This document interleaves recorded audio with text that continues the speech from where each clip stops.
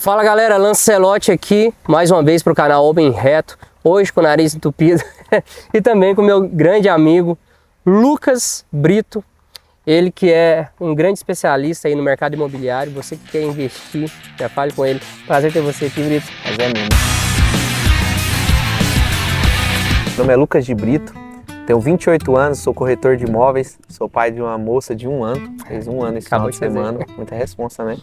Sou casado quase 8 anos já com a Bruna, minha esposa maravilhosa. Estamos aí nessa luta todos os dias tentando ser um homem melhor. Amém. Cara, eu te chamei aqui justamente porque é uma coisa que eu sempre conto pra todo mundo, né? Toda vez que a gente tá junto. Você pra mim sempre foi uma referência, apesar de você ser 7 anos mais novo. 7 anos mais novo, mas para você ver a importância da criação, a importância da referência, a importância da paternidade na vida de um homem, né? Porque todas as vezes que eu precisava de uma palavra assim, apesar de você ser mais novo, você tinha uma palavra, e a maioria das vezes você falou para mim que você aprendia com seu pai, né? Eu sou um grande fã de seu pai também, e é muito interessante isso. Cara, fala um pouquinho para mim da sua criação, você cresceu na igreja, como é que foi? Bem, como você já disse, eu cresci na igreja, né? Desde que eu me lembro de ser gente. Minha mãe conversando comigo, me explicando a importância de estar na escola bíblica, meu pai sempre me dando bons exemplos. Então, assim, eu tô na mesma igreja desde sempre, né? Desde sempre, né? Nunca saí de lá, a igreja qual que eu fui criado. Meus pais também foram de lá. O meu avô construiu a igreja que eu mostro. Sério? Então, que eu congrego, né? Então, é um legado que a gente tem aí. Então eu sou muito feliz hoje de estar lá congregando. Bem, meu pai sempre foi um homem de muito caráter e muito impacto na minha vida, né? Eu tenho muitas recordações boas do meu pai na minha criação, de exemplos, e muitas vezes meu pai não precisava de falar nada, mas de coisas que ele fez, ficou marcado para mim, assim como minha mãe também. Então todo o padrão que eu tenho hoje, graças a Deus, de família, eu aprendi em casa com a minha mãe e com meu pai, que sempre deram um bom testemunho a respeito de casamento e família para mim. Nossa, demais. Eu conheço eles, são pessoas maravilhosas e eu sinto um amor, assim, apesar da distância, eu sinto um amor por eles meio que quase que de paternidade também, de tanto que eu já ouvi falar e de conviver em alguns momentos. Lucas, hoje a gente vai falar sobre um tema muito importante e antes de eu falar esse tema, eu quero pedir para você deixar seu like aqui, comentário, compartilha. Muitos homens precisam ver, não só homens, mulheres, é muito bom você fazer parte desse papo. Seja muito bem-vindo. Hoje vamos falar sobre propósito. Quando eu falo a palavra propósito, o que vem na sua mente? O que você pensa sobre propósito? Bem, quando se fala de propósito, eu penso na missão que nos foi dada, né? Eu sempre sou muito fiel a essa ideia de que todos nós temos uma missão, um propósito que foi dado a Deus por nós. Então, quando se fala de propósito na minha vida, assim, eu sempre penso, né? Para que eu fui chamado? Para que eu existo? Porque eu sou homem, porque eu sou pai, porque eu sou marido. Então acho que está muito ligado a essa ideia de missão mesmo. A missão, né? E a gente fala de propósito, então assim, você acredita que tem um propósito que é abrangente, tipo, para várias pessoas e também os propósitos específicos? Qual a diferença de um propósito mais específico para uma pessoa ou um propósito que engloba todas as pessoas? Sim, é até engraçado. Esses dias eu estava comentando com um grande amigo meu, Isaac, também, justamente sobre isso, né? Propósitos, o coletivo e o individual. Eu creio que há, sim, essa diferença, né? Creio que há uma chamada para todos nós, como discípulos de Cristo, mas também há chamadas específicas. A gente vê vários homens de diferentes chamados na Bíblia, né? A gente vê José, que foi chamado para governar, mas a gente vê também Samuel, que foi chamado para ser profeta. Então são chamados específicos e eu creio também que há homens que são chamados para exercer certas funções e outros para outras, né? Assim como Paulo fala que há vasos para ser colocado ouro, há outros vasos para ser colocado água e assim vai diferenciando. Mas há um chamado para todos nós, discípulos de Cristo, né? Que é sermos fiéis a Deus e também sermos testemunhas vivas desse evangelho de Cristo Jesus na Terra. Amém, amém. Mano, eu acho interessante isso que você citou de Paulo, né? Que Paulo fala também que somos como vasos de barro que carregam um tesouro, né, escondido. E esse tesouro, e ele mesmo diz, esse tesouro é o evangelho. Você entende que carregar essa boa notícia, ela faz parte do nosso propósito coletivo. Com certeza. Né? Mas muitas pessoas às vezes ficam perdidas assim no seu propósito, porque, por exemplo, você é um especialista no mercado imobiliário. Como encaixar, às vezes, o nosso propósito profissional, com o nosso propósito de vida, quais são os conflitos dentro disso, como que um homem deve se portar, porque a gente está à beira da desonestidade a todo momento, né? Então a gente tem que tomar muito, muito cuidado para não errar, né? Como você fala de um homem no ramo profissional vivendo um propósito? Bem, trazendo agora assim, uma parte bem pessoal minha, né, nessa questão de levar essa vida, essa dualidade, porque eu acho que chega uma fase na vida do homem que ele realmente, muitos pensam, né, não, agora eu tenho que focar 100% aqui porque eu quero um futuro melhor. Só que eu acho que a partir do momento em que nós somos tocados por essa visão celestial, essa visão de Deus, que você entende, começa a entender o evangelho, que isso começa a fazer sentido na sua vida, você começa a organizar suas prioridades. Eu acho que tudo tem a ver com prioridade, né? Quando você entende o que realmente importa, que é a eternidade, eu acho que todas as outras coisas vão se complementando. Por isso que quando a gente, em Mateus, Jesus diz que devemos buscar primeiro o reino de Deus, que é um versículo muito usado, mas quando você organiza as suas prioridades no seu coração e lê esse versículo enxergando dessa maneira, as coisas começam a se encaixar. Como você disse, eu sou um cristão, mas eu estou num meio que às vezes tem propostas, né, que você, vamos passar uma venda por fora, assim, né, imobiliário, vamos fazer isso, aquilo, aí você pensa, como vou me portar? Porque eu preciso trazer alimento para dentro da minha casa, mas eu preciso também não esquecer qual é o meu propósito real. Então acho que primeiro nós devemos colocar no nosso coração qual é a nossa prioridade. E eu acho que isso só vem da verdadeira revelação de Cristo Jesus em nossas vidas através do Evangelho. Então, quando você entende essa raiz, quando você entende essa mensagem que Jesus deixa para nós, não há outro caminho. Assim como Pedro fala, mestre, para onde nós iremos? Se só tu tens as palavras de vida eterna, as outras coisas vão sendo acrescentadas. Então, antes de ser corretor, antes de eu ser profissional, eu sou chamado por Cristo Jesus. Isso tem movido minha vida. Isso tem me transformado, me impactado em todas as esferas da minha vida, não só na profissional. Mas quando eu entendo que, primeiramente, eu fui chamado por Ele e estou vivendo esse chamado com primazia na minha vida, eu creio que as outras coisas vão se encaixando de modo com que o fardo fica leve. É verdade. Às vezes, dentro de propósito, a gente vê isso, a gente vê ministério, família, Deus, profissão. Para você, qual é a ordem de prioridade dentro disso? Como que funciona essa pirâmidezinha para você? O pessoal fala muito disso, né? Esse encaixe de prioridades. Mas eu acredito que, em primeiro lugar, Deus. Eu organizo minhas prioridades assim.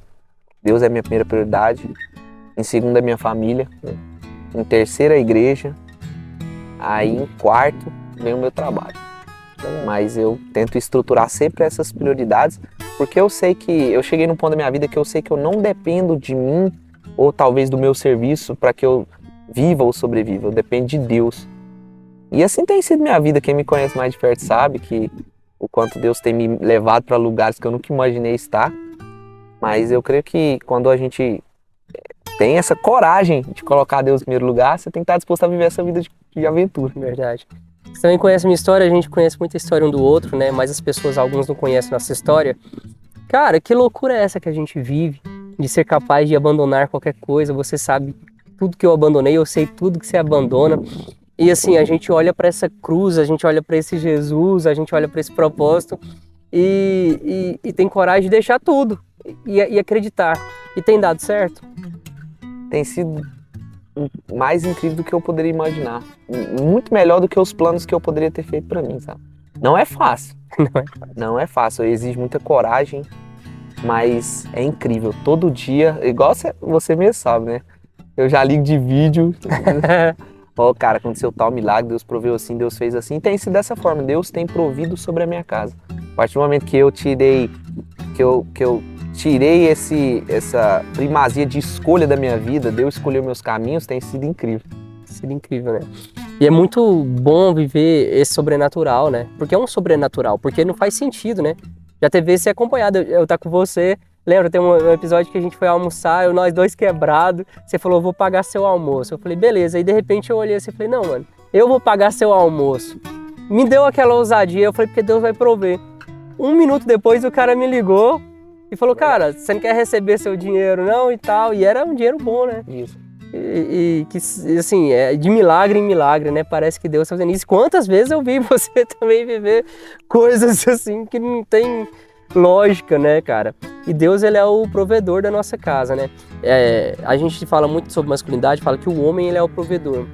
O homem, ele é o provedor, sim, mas a primeira coisa que tem que prover para dentro de casa é a presença de Deus, ser um sacerdote, né? E assim, a partir do momento que Deus está naquela casa, tudo vai virar, né? Toda provisão virá.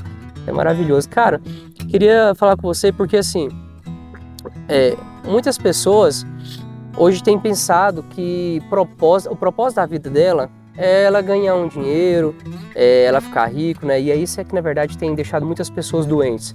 As pessoas estão doentes por ansiedade, as pessoas estão doentes por um estresse, por várias coisas, estão adoecendo o corpo, a mente, porque estão sempre buscando um sucesso, um dinheiro. O que é o sucesso, hein, cara, para um homem? O que é o sucesso? Cara, Para uma pessoa, né? Vou falar não só para homem, para uma pessoa. bem, o mundo, ele tem, o mundo eu digo, a atualidade, né, essa secularidade, ele tem trago esse conceito de sucesso, até mesmo para dentro das igrejas, né? De que você tem que ser bem-sucedido financeiramente, você tem que ter uma esposa ou um marido bonito, você tem que andar no carro do ano, essa cultura consumista, e isso nos influencia muitas das vezes, mas eu acho que o verdadeiro sucesso, e isso eu acho que eu posso ver nos olhos do meu pai, todas as vezes que ele olha para minha família, para o meu irmão que está casado também, acho que o verdadeiro sucesso de um homem ou de uma mulher que vive esse propósito que Deus deixou, que é a família, o sucesso eu sei que é uma caminhada eterna, mas acho que o sucesso é ver essa família, essa continuidade, continuar caminhando no Senhor e colher os frutos disso, né? A Bíblia diz que a árvore será conhecida pelos seus frutos. Então, muitas vezes tem muitas pessoas que têm muito dinheiro e têm filhos, mas esses filhos são distantes. Como que pode ser mensurado sucesso? A gente pode trazer aqui exemplos básicos.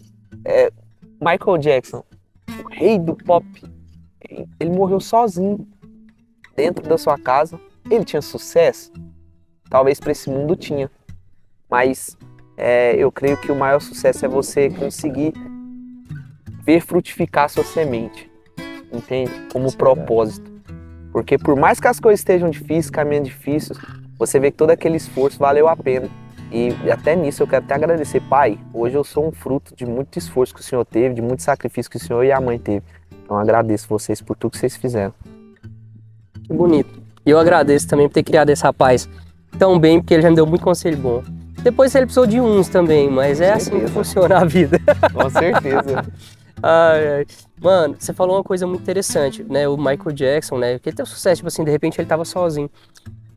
Eu tive uma visão, sabe? Naquele episódio que eu passei, no qual, passei 10 anos da minha vida construindo uma coisa, esperando um ápice de que acontecesse a realização. Quando chegou, que me foi oferecida, Deus, ele me mostrou. Ele falou, olha, eu não quero isso pra você. Se você quiser, eu vou te mostrar como vai ser. E eu tive parece que algumas visões, e eu me vi morrendo sozinho dentro de um apartamento, sabe? E foi onde eu pensei assim, cara, isso é muito certeza que isso vai acontecer. Eu olhei para dentro de mim e falei assim, se eu for por esse caminho, que para o mundo é um sucesso, recebendo essa proposta, esse dinheiro, tudo, eu sei que eu vou chegar nesse lugar. Então assim, eu vou obedecer a Deus, eu vou negar tudo, e vou acreditar no que Ele tem para mim e viver as promessas dele. E assim, é muito louco, mano, porque acontece isso e as pessoas pensam que, uau, que mágica, e aí agora nós vamos, do nada, virar anjos e sair sobrevoando sobre a terra. Não, mano. No outro dia você tem que trabalhar, no outro dia você tem que arrumar uma comida para sua casa, no outro dia você tem que fazer as mesmas coisas. A sua mulher vai continuar da forma que ela é, sua família, as outras pessoas, elas não vão nem saber o que você passou, e você vai ter que continuar firme em uma promessa. Como viver, como ser um homem firme dentro de uma promessa que Deus tem para nós, Lucas? Eu acho que é aí que se torna um ponto crucial. Eu acho que é só através da palavra de Deus. É a única forma. Já passei muitas coisas na minha vida, já tentei com a força do meu braço segurar as coisas. Você sabe que eu já tive uma empresa e eu era muito confiante de mim mesmo, né? Não, eu sei como é que funcionam esses propósitos. Só que no momento em que todas as suas convicções são quebradas, no momento tudo aquilo que você acredita ser o certo não funciona e você tá lá sozinho, sem mais nada, que a única coisa que você tem para se apegar é Cristo Jesus, aí você percebe que você correu atrás do vento sua vida inteira. Aí que você é constrangido pela face de Cristo Jesus. É quando o evangelho começa a fazer sentido. Exatamente isso que eu ia falar, cara. Aí seu coração queima com aquelas palavras. Então eu acho que o único jeito de se manter firme ao propósito que Deus tem é continuar se alimentando do evangelho. Porque você vai sendo transformado. A Bíblia não é um livro comum de meditação ou de historinha, não. Ela tem um poder de Deus embutido naquelas palavras. E são essas palavras que vão frutificar no seu coração. Porque no dia da angústia, no dia difícil, você continue firme no barco onde Cristo Jesus está. Se for parar pra pensar, o evangelho é a coisa mais simples que existe, mas é super complexo ao mesmo tempo. Por isso que diz que o evangelho é loucura para os que não creem, né? Porque é tudo ao contrário. Você quer crescer, você tem que diminuir. Você quer viver, você tem que morrer. E assim, acho que resumindo tudo, acho que a mensagem principal, você que quer começar a viver essa aventura, é que eu tenho entendido até todos os dias essa palavra tem sido reafirmada para mim. O evangelho é morte para si mesmo. Então, quanto mais eu morro para mim, mais vida eu tenho. Quanto mais eu abro mão da minha vida, mais vida eu ganho. É incrível. A gente tá aqui conversando, mas até o constrangimento dessas palavras já começa a queimar no coração aqui. Porque quando você é tocado por essa visão, por esse evangelho que está disponível a todos, se torna impossível querer viver outra coisa, a não ser esse chamado que Jesus tem trazido para as nossas vidas. É verdade. E o que é morrer para si? É sua mulher. Às vezes está passando por um problema que às vezes ela tá até te machucando de alguma forma. Mas você decidir morrer para si, para que você seja suporte na vida dela. A palavra diz, há um amor maior do que dar a vida pelo seu próprio irmão. Então, assim, é isso. O que é morrer para si? É uma pessoa, às vezes, te humilhar, te acusar, falar coisas de você que você sabe que não é, e você morrer para aquilo. Absorver o prejuízo, né? Aceitar ter prejuízo por amor de outra pessoa não é fácil. E o mundo hoje prega totalmente ao contrário disso. Por isso que, assim, por isso que eu acho que tudo se resume em cruz, o evangelho. Porque quando a gente morre para nós mesmos, nós que levamos esse evangelho, nós temos que entender essa mensagem.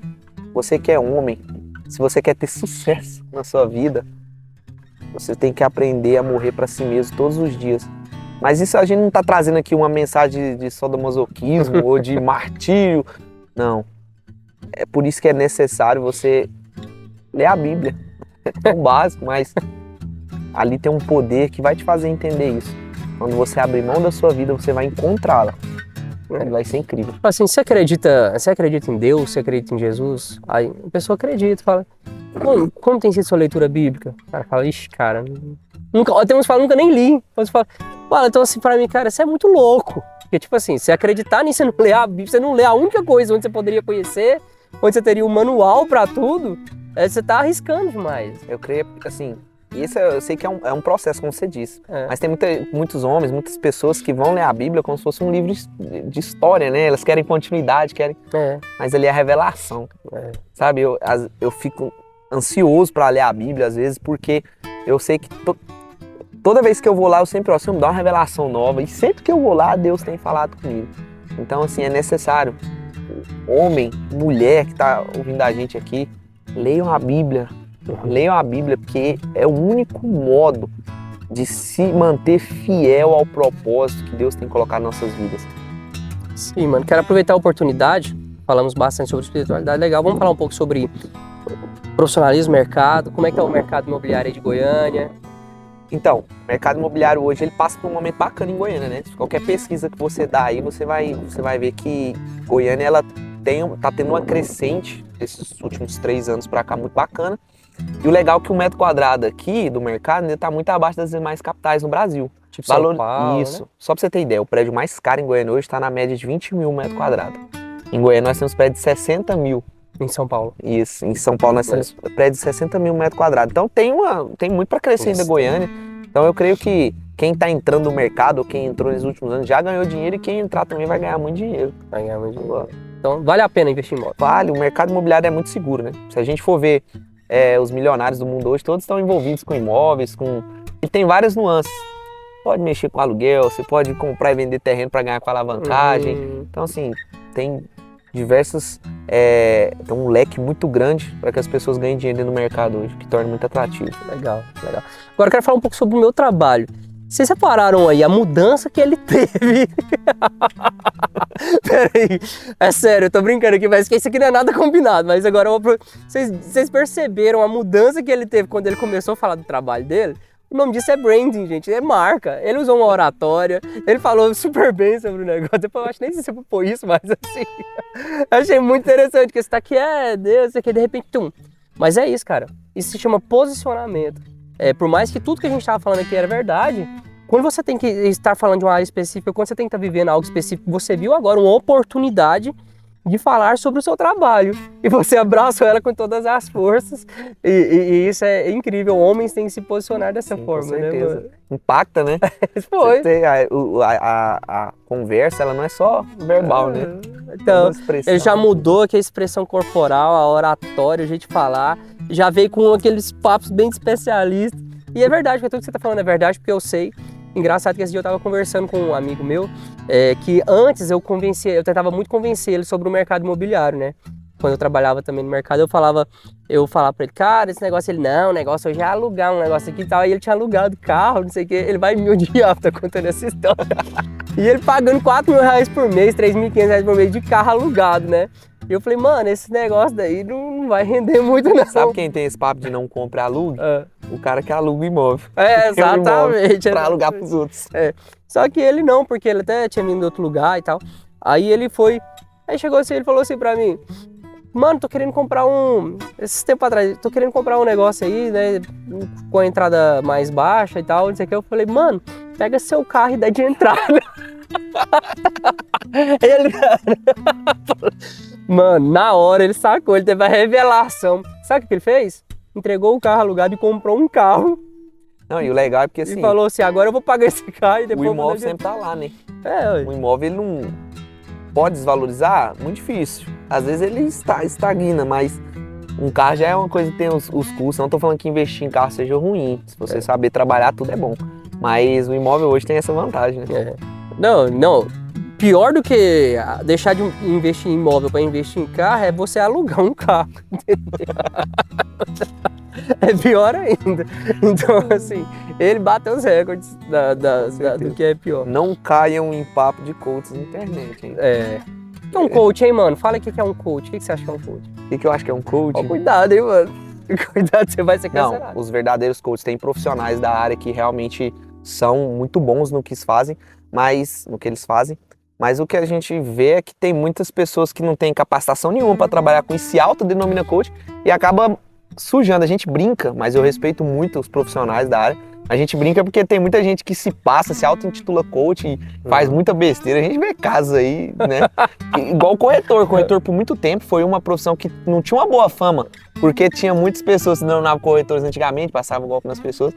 Então, assim, hoje a gente brinca um pouco, mas é porque é uma área que está saturada de pessoas que não tem capacitação nenhuma para fazer aquilo que... Cara, eu acho que quando você vai falar de uma coisa, a primeira coisa que você tem que ter, quando você vai ensinar uma coisa para a pessoa, é a obra social, que é a obra da sua vida. É o que você fez relacionado àquilo. Por exemplo, hoje eu posso falar para uma pessoa que tem como ela mudar a imagem dela, que tem como ela pode mesmo, gente. Ele pode falar. Diretor, bota a foto dele aqui. Hoje eu posso, você viu aí? Hoje eu posso falar para uma pessoa que ela pode mudar a imagem dela, que ela pode mudar a forma dela ser e a forma dela ser vista pelas pessoas. Por quê? Eu tenho uma obra dentro disso no qual eu construí em mim mesmo. Eu posso falar que uma pessoa ela pode sair de um lugar lá embaixo e alcançar, se realizar em questão de projeção do seu próprio trabalho, das coisas mais para cima e tal. Porque eu vivi isso. Agora, assim, tem pessoas que, cara, o cara ele nunca fez nada, ele nunca viveu nada e ele quer falar daquilo. Exatamente. E assim, eu acho que é porque o coração do homem, as pessoas hoje também estão muito elas querem muito as coisas, conquistar de maneira fácil. Aí é onde que tem as oportunidades. A gente sabe, nada nessa vida é fácil. Você que quer, a gente tava falando sobre ser bem-sucedido, você quer ser verdadeiramente bem-sucedido, você tem que pagar um preço. Tudo tem um preço. Então, se vier as pessoas com esse papo de não, eu tenho uma fórmula mágica aqui, ó, você vai conseguir fazer muito dinheiro e tal. O que eu posso falar, demora muito. Por exemplo, a coisa que eu mais tive consistência na minha vida foi essa área que eu tava te falando, que foi onde eu... E ela demorou muito. Demorou 10 anos e mais pra poder chegar lá. De sair, tá tocando pra 5 pessoas, pra tocar pra 20 mil, pra poder ter um clipe no Multishow, pra poder sair no Rolling Stones, numa revista, no negócio. Demora muito. Exatamente. Tem que ter muita resiliência, né? E é uma característica que tá faltando nos homens de hoje. Tá faltando. Por quê? A tendência dos homens, eu falo porque eu tenho amigos próximos que têm muito esse comportamento. Quando as coisas começam a ficar difíceis, eles tendem a desistir. É verdade. E é um comportamento que ele começa nas pequenas coisas, mas ele vai se repetindo em escala. Então o homem, ele começa lá na escola. Ah, tá difícil, as notas não são boas, aí desiste. Às vezes os pais também não têm um direcionamento, acabam fazendo o desejo da criança naquele momento, não insiste, e isso vai se repetir na vida dele. Então ele casa, o casamento começa a ficar ruim, o que é a primeira coisa que vem na cabeça dele? Desistir. Eu posso sair fora, por que eu vou ficar me submetendo a isso? Até porque ele não teve uma referência boa, né, sobre Exatamente, isso. por isso que é muito importante. Eu e minha esposa, a gente luta muito contra isso, porque a gente não teve referência. Então, o pensamento automático é vou me desistir. E é muito importante. Meu pai, vou trazer meu pai de novo, meu pai me deu um exemplo. Eu vou trazer seu pai aqui pra falar. Meu pai nunca, olhem só, meu pai nunca pegou pela minha mão, joelhou na cama e me ensinou a orar diretamente. Falou, vem cá agora que eu vou te ensinar. Mas eu morei na casa do meu pai por 18 anos. Por 18 anos, eu via meu pai todos os dias de joelho na cama. E o velho é inteligente, ele é perspicaz, que eu sabia que ele estava vendo eu olhando ele às vezes. Então, ele demorou 18 anos para me ensinar a orar. Mas hoje eu não durmo nem um dia sem orar antes de dormir. Eu tenho o meu momento ali de meditação com Deus, porque eu vi meu pai, o exemplo que meu pai me deu através dos atos dele. Então, isso a gente pode tirar várias lições disso, né? Mas se você quer algo, você tem que ter muita resiliência. Da coisa menor até a coisa maior. Homem, seja resistente, tá difícil, continua caminhando, porque o nosso mestre já deu o exemplo, né? Que a cruz não estava leve, o castigo não foi fácil, mas ele continuou até o final. Então, continue. Só para terminar aqui, o que eu tô falando, eu recebi o maior exemplo de masculinidade no dia do parto da minha esposa. Minha esposa teve 14 horas de parto normal e eu fiquei com ela essas 14 horas. E eu falei pra ela, meu bem, hoje você me ensinou a ser homem. Ela me ensinou a ser homem aquele dia. Porque eu lembro que na hora que tava ali umas 9 horas, veio na minha cabeça, falando, rapaz, isso aqui não é pra um ser humano, não. Como é que ela tá conseguindo? E assim, vinha as contrações e ela fazia agachamento, porque a bolsa não tinha estourado. Então eu via a força que ela tinha por causa de um propósito. Que ela queria ver nossa filha nascer. E ela ficou com o pé ali no arredor e nasceu. Então aquele dia eu aprendi que não há nada que se você for fiel, se você não desistir, você vai conseguir alcançar. Não é fácil, pode demorar 14 horas, pode demorar uma semana, 10 dias, um ano, 10 anos que seja. Mas se você continuar, a lei da semeadura é universal. Você planta, você colhe, e foi o próprio mestre que disse isso. Então não desista da sua casa, da sua família, do seu casamento. Se você for fiel, Deus vai te honrar. E depois da dor do parto vem o quê?